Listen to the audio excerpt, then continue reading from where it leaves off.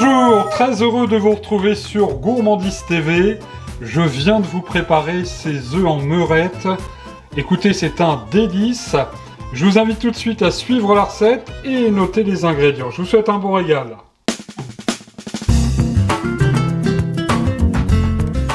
Veuillez donc noter les ingrédients pour une personne. Alors c'est vrai, sur Gourmandise TV, vous l'avez remarqué, on vous donne toujours les ingrédients pour 1 à 2 personnes de manière générale.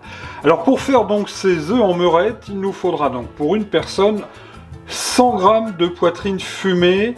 Choisissez plutôt de la poitrine fumée de votre artisan boucher charcutier parce que ça rendra moins d'eau et ça sera quand même bien meilleur avec des bons produits de qualité. On fait des bons petits plats. 100 g donc de poitrine fumée, on va faire des lardons. 2 œufs par personne, ce sera là un plat complet. Vous l'aurez compris qu'une bonne salade, ce sera formidable. Il nous faudra 30 g de beurre, 3 belles échalotes, une gousse d'ail. Il nous faudra 2 champignons de Paris, 2 tranches de pain de campagne parce qu'on va faire des mouillettes. Alors, je vous montre ce que c'est si vous ne connaissez pas dans un instant.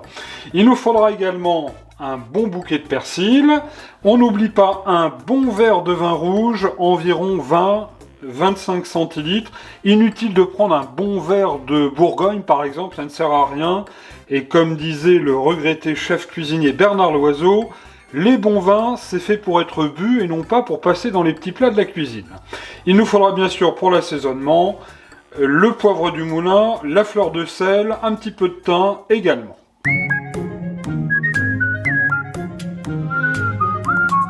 Première étape de la recette, un tout petit peu de préparation. Vous le voyez, je viens de couper assez grossièrement les petits lardons.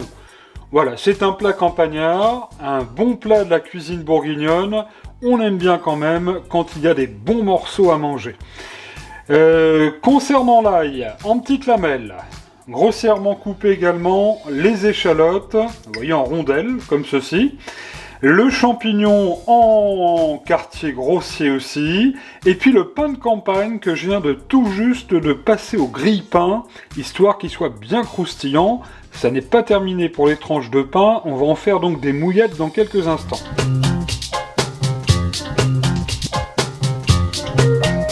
Première étape de la recette, nous allons faire revenir nos petits lardons. Alors dans une poêle moyennement chaude, j'ai mis du beurre qui moussait, ça sent déjà très bon, et on va bien faire colorer, bien dorer nos petits lardons. On va en profiter pour mettre en même temps nos échalotes qui vont évidemment venir fondre et dispenser leur bon parfum avec les petits lardons. Et puis, ça n'est pas terminé puisque nous allons y ajouter dès maintenant notre ail. Voilà. Alors, on va bien faire dorer tout ça pendant quelques minutes à feu moyen pour surtout pas que ça brûle. C'est un plat plaisir, on prend son temps pour cuisiner. Qui plus est, grâce aux recettes de la mère Mitraille, on a le temps parce qu'après, le résultat, c'est qu'on se régale. Voilà, là c'est parfait. Regardez-les. Alors, les échalotes sont légèrement translucides. Nos petits lardons ne sont pas complètement grillés, mais ils sont juste dorés, bien imprégnés du beurre et des échalotes.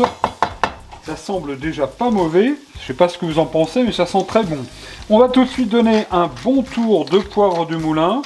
Par contre, on va éviter de saler parce que les petits lardons sont d'ores et déjà salés. Voilà. On va également ébrancher un tout petit peu de thym. Voilà, on va simplement mettre quelques petites feuilles de thym comme ça. Ça aussi, ça va apporter bon goût. Et j'en ai profité, puisqu'une feuille de laurier est tombée, eh bien nous allons la mettre. Ça peut être que très bon pour apporter bon goût à notre préparation. Alors, à ce stade de la recette, nous allons déglacer avec le vin rouge. Voilà. Alors, il n'y en a pas assez avec un verre. Je vous avais dit 20-25 centilitres de vin rouge. Voilà, là c'est pas mal. Ça fait vraiment un très bon plat. Vous savez que ce plat à l'origine est un plat bourguignon. Et je comprends qu'on se régale dans cette très belle région de France. J'en profite pour saluer tous nos amis bourguignons qui regardent Gourmandise TV. Nous allons y jeter tout de suite les champignons également. Alors vous l'avez remarqué, je n'ai pas fait revenir les champignons, c'est volontaire. C'est à la façon de la mère Mitraille. puisque en diminuant, les champignons vont cuire, ils vont aussi s'imprégner du bon vin rouge, ce qui va nous donner tout à l'heure, vraiment, je pense, une agréable préparation. Alors, on va laisser diminuer comme ça, à découvert et à feu vraiment moyen, nos champignons, nos petits lardons et puis les échalotes, jusqu'à diminution du vin rouge, on va dire une bonne quinzaine de minutes.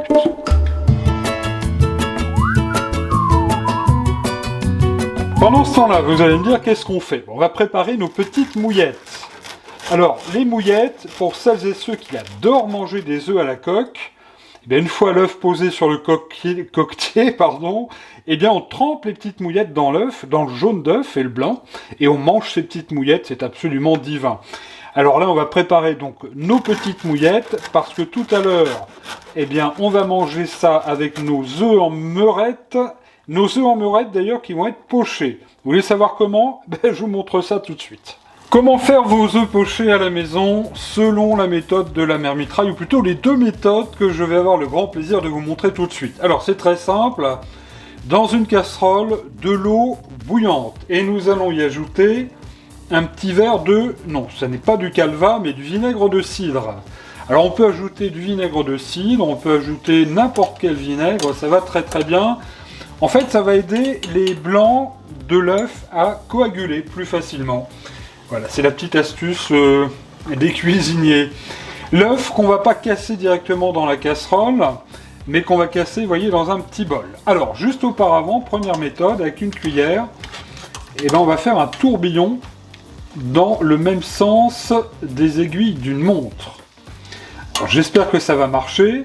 Je vous montrerai ensuite la deuxième méthode. Alors, cette méthode a pour mérite, en fait, lorsque vous allez mettre l'œuf, voilà, mais que l'œuf tourne tout de suite. Voilà. Et en fait, le blanc va bien se remettre autour du jaune d'œuf, logiquement. Et il faut compter quand même 3 minutes de cuisson. Si l'eau est très bouillante, bout très très fort, mais vous allez baisser un tout petit peu le feu de manière à ce que cet œuf donc se forme. 3 minutes plus tard, avec l'écumoire, eh ben on va venir simplement regarder, chercher notre œuf poché. Alors si vous aimez une cuisson un petit peu plus ferme, vous laissez 3-4 minutes. Et pour réserver cet œuf, je l'égoutte un petit peu, et ben on va le mettre dans un bol. Deuxième méthode, tout aussi facile et similaire à la première, une casserole d'eau bouillante avec toujours un petit peu de vinaigre. Je rappelle que l'œuf, on ne le casse pas directement dans la casserole, mais dans un petit bol. Et on va venir mettre cet œuf donc dans la casserole.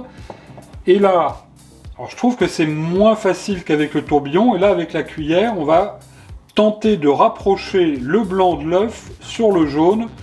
Pareil, cuisson 2-3 minutes. 3 minutes plus tard, voyons voir ce qu'il en est de notre œuf poché. Le voici, le voilà, il est pas mal du tout. Alors, c'est à peu près les deux mêmes méthodes, mais je dois vous dire que j'ai quand même une petite préférence pour la méthode au tourbillon. Alors cet œuf poché, vous pourrez le déguster notamment avec une belle salade, ou alors des œufs meurettes, ou alors simplement comme ça avec des petites mouillettes.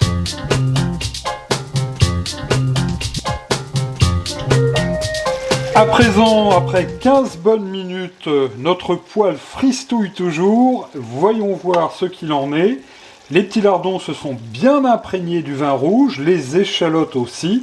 Ça me paraît très très bien. Alors, ça n'est pas terminé, même si ça sent déjà très très bon. Tout de suite, ce qu'on va faire, c'est qu'on va mettre notre persil. On va éteindre le feu sous notre poêle. Le petit truc de la mère mitraille, c'est qu'on va ajouter quelques petits baies de poivre rose. Ça va pas être mauvais du tout, mais ça n'est pas terminé. On va pouvoir dresser notre assiette dans un instant. Et la petite astuce, pour que ce soit encore plus gourmand, eh bien, c'est qu'on va ajouter quelques petites noix de beurre, environ 20 grammes, 20-30 grammes de beurre. Et à l'aide du fouet, eh ben, on va venir bien faire fondre le beurre dans notre sauce, ce qui va lier légèrement notre sauce, qui va la rendre aussi un tout petit peu plus brillante. Et je peux vous garantir qu'avec les petites mouillettes tout à l'heure, ben vous allez pouvoir vous régaler. Voilà, là au niveau de la cuisson, on est vraiment très très bien. Un bon petit coup de fouet dans notre poêle. Regardez, la sauce tout de suite est tout de suite un tout petit peu plus épaisse, un tout petit peu plus bruyante. Moi je pense que ça mériterait quand même qu'on y goûte. Pour voir si d'abord il faut rectifier l'assaisonnement. Diable, qu'est-ce que c'est bon! Écoutez, sans perdre de temps, on va dresser notre assiette et avec la mère mitraille se mettre les pieds sous la table.